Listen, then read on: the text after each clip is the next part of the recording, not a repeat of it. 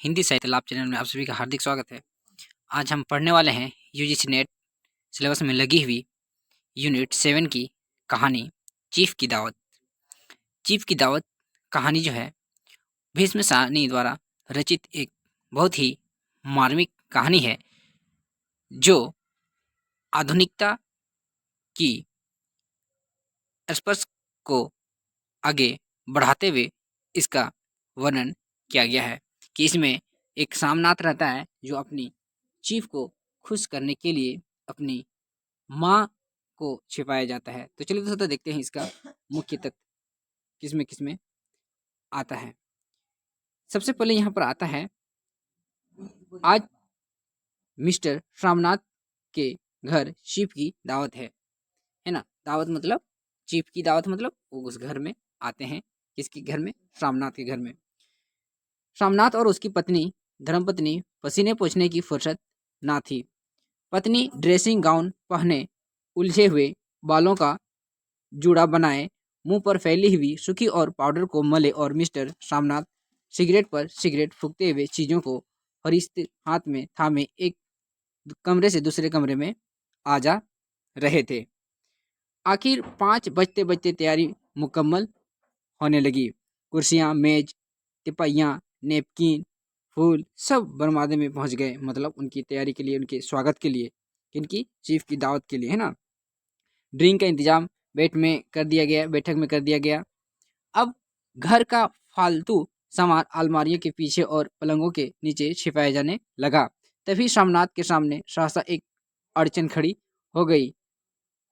माँ का क्या होगा, है ना। किनके? श्यामनाथ के दिमाग में ये बात चली। कहते हैं कि इस बात की ओर ना उनका और ध्यान कुशल गृहिणी गया था। मिस्टर श्यामनाथ श्रीमती की ओर घूमकर अंग्रेजी में बोले, माँ का क्या होगा, है ना। ये श्यामनाथ अपने धर्मपत्नी से कहते हैं कि श्रीमती का काम करते करते ठहर गई। मतलब जो काम कर रही थी वो रुक गई और थोड़ी देर तक सोचने के बाद बोली, इन्हें पिछवाड़े इनकी सहेली के घर भेज दो। रात भर बेशक वहीं रहे, कल आ जाए। ऐसा इनको सलाह दिया जाता है श्यामनाथ को अपने पत्नी के द्वारा। श्यामनाथ सिगरेट मुंह से रखे सिकुड़ी आंखों से श्रीमती के चेहरे की ओर देखते हुए पल भर सोचते रहे। फिर सिर हिलाकर बोले, नहीं, मैं नहीं चाहता कि उस बुढ़िया का आना जाना यहाँ फिर से शुरू हो। पहले ही बड़ी मुश्किल से बंद किया था। माँ से कह कि जल्दी ही खाना खा के शाम को ही अपनी कोठरी में चली जाए। मेहमान कहीं 8 बजे आएंगे, इससे पहले ही अपने काम से निपट ले। आगे है, सुझाव ठीक था, दोनों को पसंद आया। मगर फिर सहसा श्रीमती बोल उठी, जो वह सो गई और नींद में खर्राटे लेने लगी तो साथ ही तो बरमादा है जहाँ लोग खाना खाएंगे। मतलब जहाँ पर श्यामनाथ की मम्मी सोती है उसके बगल में ही बरमादा है जहाँ पर वो लोग बैठ के गपशप करने वाले हैं या फिर बातचीत करने वाले हैं। इसमें कहता है कि ये जो सुझाव था दोनों को पसंद आया। मगर सहसा श्रीमती बोल उठी, वह सो गई, है ना। तो अब आगे कहता है कि इसमें इन्हें कह देंगे कि अंदर से दरवाजा बंद कर लें, मैं बाहर से ताला लगा दूंगा, या माँ को कह देता हूँ कि अंदर जा कर सोई नहीं बैठी रहे। और क्या, दोनों आपस में वार्तालाप हो रही है। और जो सो गई तो डिनर का क्या मालूम कब तक चले, 11 बजे तक तुम ड्रिंक ही करते रहोगे। श्यामनाथ कुछ खींच उठे, हाथ झटकते हुए बोले, अच्छी भली या भाई के पास जा रही थी, तुमने यूं ही खुद अच्छा बनने के लिए बीच में टांग अड़ा दी। दोनों आपस में वार्तालाप हो रहा है कि उसकी जो मम्मी थी बहुत अच्छी जा रही थी दूसरे भाई के पास, लेकिन उसकी जो बहू थी, जो वाइफ थी, वो क्या करती, उसको रोक के रख लेती है कि नहीं, मम्मी हम लोग के साथ ही रहेगी। वाह, तुम माँ और बेटे की बातों में मैं क्यों बुरी बनूं, तुम जानो और वह जाने, है ना। कहते हैं कि अब तुम लोग जानो, अब हम इसके पीछे में क्यों पड़े। वो अपना पड़ला झाड़ रही है। मिस्टर श्यामनाथ चुप रहे। यह मौका बहस का ना था। समस्या हल ढूंढने का था। उसने ने घूम कर माँ की कोठरी में और देखा। कोठरी का दरवाजा बरमादे में खुला था। बरमादे की ओर देखते हुए झट बोले, मैंने सोच लिया। माँ और उन्हीं कदमों में माँ की कोठरी के बाहर जा खड़े हुए। माँ दीवार के साथ एक चौकी पर बैठी दुपट्टे में मुंह सिर लपेटे माला जप रही थी। सुबह की तैयारी होते हुए देखते हुए भी दिल धड़क रहा था। बेटे के दफ्तर का बड़ा साहब घर आ रहा है, सारा काम सुबह से चल जाए। माँ, आज तुम खाना जल्दी खा लेना, मेहमान लोग 7:30 बजे आ जाएंगे। कि माँ ने धीरे से मुंह पर से दुपट्टा हटाया और बेटे को देखते हुए कहा, आज मुझे खाना नहीं खाना है बेटा, तुम जो जानते हो, मांस मछली बने तो मैं कुछ भी नहीं खाती। ये माँ अपनी बेटे से कहती है। जैसे भी हो अच्छे काम से जल्दी निपट लेना, बेटा कहता है। अच्छा बेटा, माँ कहती है। और माँ, हम लोग पहले बैठक में बैठेंगे, उतनी देर तुम वहाँ बरमादे में बैठना, फिर जब हम यहाँ आ जाएं तो तुम गुसल खाने के रास्ते में बैठकर चली जाना। माँ अवाक बेटे का चेहरा देखने लगी, फिर धीरे से बोली, अच्छा बेटा। और माँ, आज जल्दी सो नहीं जाना, तुम्हारे खर्राटे की आवाज दूर तक जाती है। ये सामनाथ अपनी मम्मी से कहता है। माँ लज्जित सी आवाज में बोली माँ लज्जित सी आवाज में बोली, क्या करूं बेटा, मेरा बस की बात नहीं है। जब से बीमार से उठी हूँ, नाक से सांस नहीं ले सकती। मिस्टर सामनाथ इंतजाम तो कर दिया, फिर उनकी उधेड़ बुन खत्म नहीं हुई। जो चीफ अचानक उधर आ निकला तो 8-10 मेहमान होंगे, देसी अफसर, उनकी स्त्रियां होंगी। कोई भी गुसल खाने की तरफ जा सकता है। क्षोभ और क्रोध में वह झुलझुलाने लगे। एक कुर्सी को उठाकर बरमादे में कोठरी में बाहर रखते हुए बोले, आओ माँ, इस पर जरा बैठो तो। माँ माला संभालती, पल्ला ठीक करती उठी और धीरे से कुर्सी पर आकर बैठ गई। यूं ही नहीं, माँ टांगे ऊपर चढ़ाकर नहीं बैठते, यह खाट नहीं है ना। ये सामना थोड़ा सा ऊंची और कठोर आवाज में कहते हैं। माँ ने टांगे ऊंची नीचे उतार ली और खुद के वास्ते नंगे पांव नहीं घूमना, हाथ ना ही वह खड़ाऊ पहनकर सामने आना। किसी दिन तुम्हारी यह खड़ाऊ उठाकर बाहर फेंक दूंगा। माँ चुप रही। कपड़े कौन से पहनोगी माँ? जी हाँ, वही पहनूंगी बेटा, जो कहो पहन लूं। माँ अपनी एकदम बेबसी लाचार में ये शब्द कहती है। मिस्टर शामनाथ सिगरेट मुंह में रखें, फिर अधखुली आंखों से माँ की ओर देखने लगे और माँ के कपड़ों की सोचने लगे। शामनाथ हर बात में बात तरकीब चाहते थे। घर का सब संचालन उनके अपने हाथ में था। खूंटिया कपड़ों पर कमरों में कहीं कहाँ लगाई जाए, बिस्तर कहाँ पर बिछे, किस रंग के पर्दे लगाए जाए, श्रीमती कौन सी साड़ी पहने, मेज किस साइज की हो, रामनाथ को चिंता थी। अगर चीफ का साक्षात माँ से हो गया तो कहीं लज्जित नहीं होना पड़े, है ना। माँ को सिर के पांव तक देखते हुए बोले, तुम सफेद कमीज और सफेद सलवार पहन लो माँ, पहन के आओ तो जरा देखूं, है ना। वो अपने माँ को अब तैयार करना शुरू करते हैं। कौन? सामनाथ। यहाँ पर एक एक तथ्य हम लोग ध्यान रखेंगे, क्योंकि इस बार यूजीसी नेट द्वारा पूछा गया था। क्वेश्चन पूछा गया था कि चीफ की दावत में बूढ़ी द्वारा, मतलब सामनाथ की माँ द्वारा, किस चीज को देने से चीफ दाऊद खुश हो गया था। तो है ना, हम लोग आगे देखेंगे किस चीज को देने में वो खुश हो गए थे। आगे कहता है, माँ धीरे से उठी और अपनी कोठरी के कपड़े से पहनने चली गई। यह माँ का झमेला ही रहेगा। उन्होंने फिर अंग्रेजी में अपनी स्त्री से कहा, कोई ढंग की बात हो तो भी कोई कहे, अगर कहीं कोई उल्टी सीधी बात हो गई, चीफ को बुरा लगा तो सारा मजा जाता रहेगा। माँ सफेद कमीज और सफेद सलवार पहनकर बाहर निकली। छोटा सा कद पहन सफेद कपड़ों को लिपटा, छोटा सा सखा हुआ और शरीर, धुंधली आंखें, धुंधली आंखें, केवल सिर के आधे छटे छटे हुए बाल पल्ले की ओर से छिपाए हुए इसमें दिखाई देता था।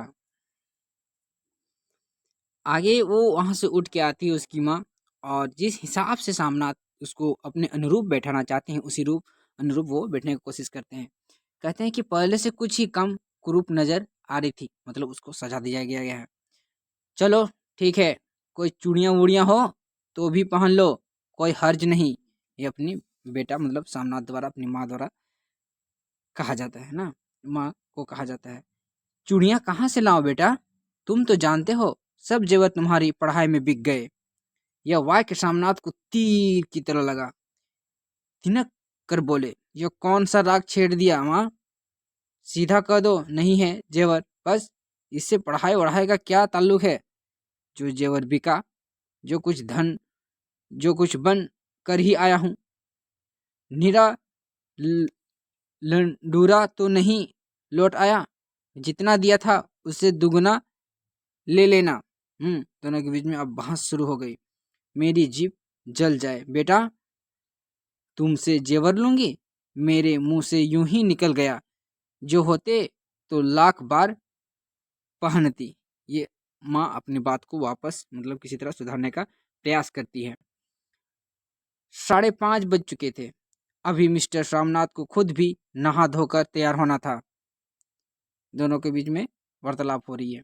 श्रीमती कब की अपने कमरे में जा चुकी थी। रामनाथ जाते हुए एक बार फिर माँ को हिदायत करते हुए, माँ रोज की तरह गुमसुम बन के नहीं बैठे रहना। अगर साहब इधर आ निकले, कोई बात पूछे तो ठीक तरह से बात का जवाब देना। उसको समझाया जा रहा है। मैं ना पढ़ी ना लिखी बेटा, मैं क्या बात करूंगी, तुम कह देना मैं अनपढ़, माँ अनपढ़ है, कुछ जानती समझती नहीं है। वह नहीं पूछेगा। ये अपना बात कहती है माँ। 7 बजते बजते माँ का दिल धक धक धक धक करने लगा। अगर चीफ सामने आ गया और उसने कुछ पूछा तो वह क्या जवाब देगी। अंग्रेज तो दूर से ही देखकर घबरा उठती थी। यह तो अमेरिकी है, ना मालूम क्या पूछे, क्या कहूंगी। माँ का जी चाहा कि चुपचाप पिछवाड़ा विधवा सहेली के घर चली जाए, मगर मेरे बेटे हुक्म को कैसे टाल सकती थी। चुपचाप कुर्सी पर टांगे लटकाकर वहीं पर बैठी रही। आगे है कि माँ एक कामयाब पार्टी वह है, कहते हैं आगे कि एक कामयाब पार्टी वह है जिसमें ड्रिंक कामयाबी से चले जाए, मतलब उसका जो बॉस है कैसे खुश हो, उसका कैसे प्रमोशन हो, उसके बारे में बातचीत हो रही है। सोमनाथ की पार्टी सफलता के शिखर चुनने लगेगी। वार्तालाप उसी रोह में बह रहा था जिस रोह में गिलास भरे जा रहे थे। कहीं कोई रुकावट ना थी, कोई अड़चन ना थी। रामनाथ को विस्की पसंद आई थी, मेम साहब को पर्दे पसंद आए थे, सोफा कवर का डिजाइन पसंद आया था, कमरे की सजावट पसंद आई थी। इससे बढ़कर क्या चाहिए। साहब तो ड्रिंक के दूसरे में भी चुटकुले और कहानियां कहने लग गए थे। दफ्तर में जितना रौब रखते थे, यहाँ उतने ही दोस्त परवर हो रहे थे। मतलब दोनों की तालमेल बहुत अच्छी तरह से मिल रही थी।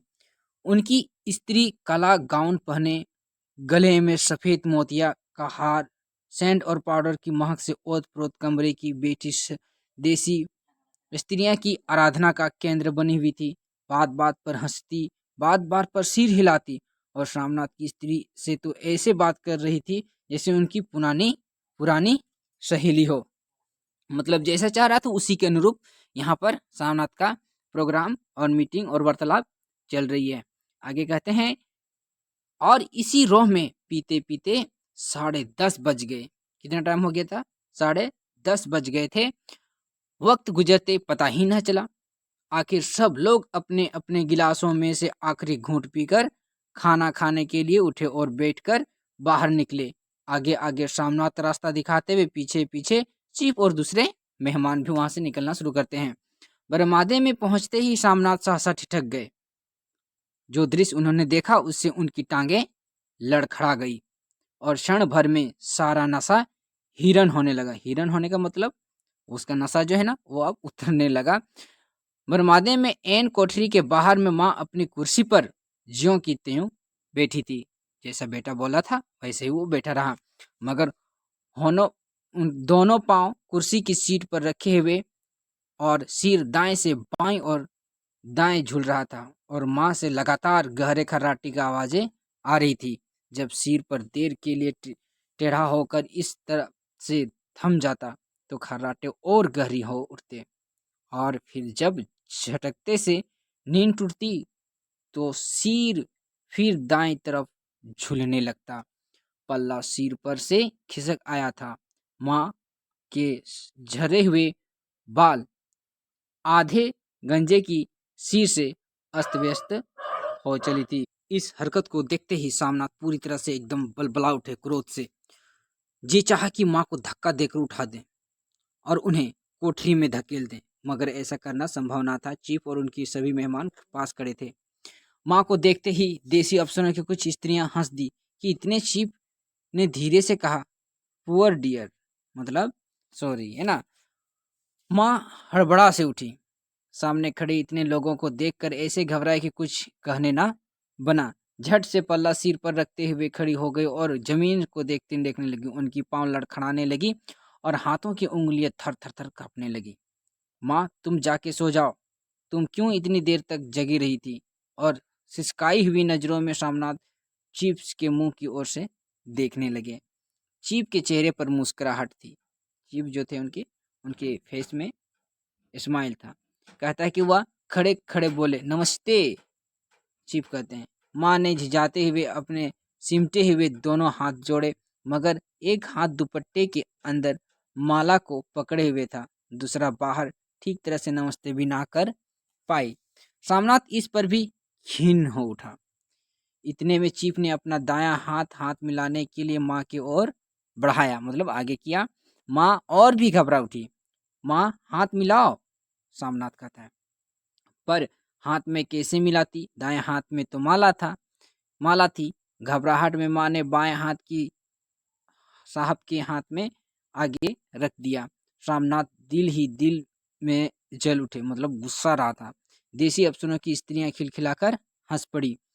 यूं ही नहीं माँ, तुम तो जानती हो बायां हाथ मिलाया जाता है, दायां हाथ मिलाओ। मगर तब तक चीफ माँ का बायां हाथ भी बार बार हिलाकर कह रहे थे, हाउ डू यू डू, कहो मैं ठीक हूँ, खैरियत हूँ, है ना। उधर से ये रिप्लाई, मतलब ये जवाब देना शुरू करते हैं सामनाथ की, माँ ऐसे कहिए कि मैं ठीक हूँ, मैं खैरियत हूँ। आगे कहता है कि माँ कुछ बड़बड़ाई। माँ कहती है, मैं ठीक हूँ, कहो। माँ धीरे से सकुचाते हुए बोली, मतलब संकोच करते हुए कहते हैं। एक बार फिर कहा उठा। वो वातावरण हल्का होने लगा, मतलब अब थोड़ा सा उसको मिलजुल वार्तालाप होने लगी। साहब ने स्थिति संभाल ली थी। लोग हंसने चहकने लगे। सामनाथ के मन को क्षोभ भी कुछ कुछ कम होने लगा, मतलब जो क्रोध था वो अब धीरे धीरे शांत होना शुरू हो जाता है। साहब अपने हाथ में माँ का हाथ अब भी पकड़े हुए थे और माँ सिकुड़ी जा रही थी, मतलब वो शर्मा रही थी या फिर थोड़ा सा संकोच भाव से उसको देख रही। साहब के मुंह से शराब की बू आ रही थी। रामनाथ अंग्रेजी में बोले, मेरी माँ गांव की रहने वाली है, उम्र भर गांव में रही है, इसलिए आपसे लजाती है। साहब इस पर खुश नजर आए, बोले, सच? मुझे गांव के लोग बहुत पसंद हैं। तब तो तुम्हारी माँ गांव के गीत और नाव भी खूब जानती होगी, नाच, है ना। चीफ खुशी के सिर हिलाते हुए माँ को टकटकी बांधे देखने लगे। माँ, साहब कहते हैं कोई गाना सुनाओ, कोई पुराना गीत, तुम्हें कितना ही याद होगी, है ना। ये अपने सामना द्वारा माँ को कहते हैं। इस बीच में बहुत सारी वार्तालाप भी चलती है, और इसमें वो जो चीफ रहते हैं वो गांव की औरत द्वारा पुराने पुराने गाने रीति रिवाज को सुनना पसंद करते हैं। और माँ इसमें कहती है कि बेटा, हम मेरा उम्र हो गया है, हम वो गाना या फिर नाच नहीं कर सकते हैं, लेकिन इसमें वो जो सामनाथ रहता है ज़्यादा ही गुस्सेल और खूंखार आदमी रहता है। वो ज़बरदस्ती माँ से इस चीज़ को करवाने के लिए कहती है। और कहती है कि माँ, क्या आप नहीं चाहते हैं कि मेरा प्रमोशन हो, है ना? और इस बात को लेकर वो आगे कोठरी में चली जाती है। अब यहाँ पर ज़बरदस्ती माँ के द्वारा चीफ जो कहते हैं उसके द्वारा बनाया जाता है। तो देखते हैं, यहाँ कहता है कि आधी रात का वक्त होगा, मेहमान खाना खाकर एक एक करके जा चुके थे, दीवार के सटे बैठी आंखों दीवार में देख रही थी। घर के वातावरण तनाव ढीला पड़ चुका था, मोहल्ले की निवस्तता सोमनाथ के घर भी छा चुकी थी। केवल रसोई प्लेटों में खनखनी की आवाज़ आ रही थी, मतलब जो रात में लोग खाना पीना खाया उसका आवाज़ आ रहा था। तभी जैसे माँ की कोठरी के दरवाजे जोर से खटकने लगा। माँ, दरवाज़ा खोलो। सामनाथ कहता है कि माँ, दरवाज़ा खोलो। माँ का दिल बैठ गया। हड़बड़ा कर उठी बेटी, क्या तुमसे फिर भूल हो गई? माँ कितनी बार अपने आप को कोस रही थी कि क्यों उन्हें नींद आ गई, क्योंकि उन्हें ऊँघने लगी। क्या बेटे, मैंने अभी तक नहीं सोया। माँ उठी और कांपते हाथों में दरवाज़ा खोली।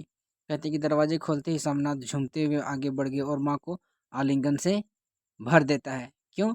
क्योंकि अब वो जो फुलकारी बनाने के लिए राजी हो गई है, उससे क्या होगा कि उसका बेटा का प्रमोशन होगा, उसका चीफ खुश हो जाएगा।